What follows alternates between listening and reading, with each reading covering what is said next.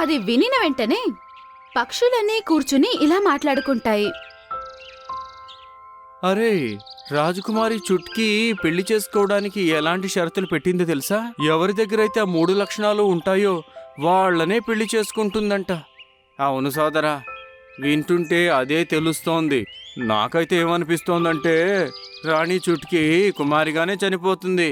ఎందుకంటే అవన్నీ జరుగుతాయనుకోవట్లేదు నేను. అక్కడ కూర్చున్న మోంటు పక్షి దీనంతా విని ఇలా అంటుంది.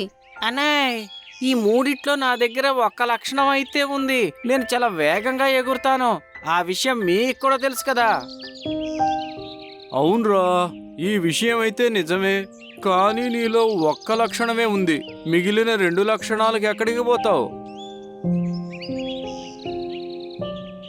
అరే, ఏం దిగులు పడకు. నీలో ఒక్క లక్షణం అయితే ఉంది కదా. నువ్వు వెళ్ళి రాజుతో ఎందుకు మాట్లాడకూడదు? ఏం తెలుసు, ఒకవేళ చుట్కీ ఇదే ఒప్పుకుంటుందేమో. మీరు సరిగ్గా చెప్పారు. నేను వెళతాను ఇప్పుడే రాజు దగ్గరికి.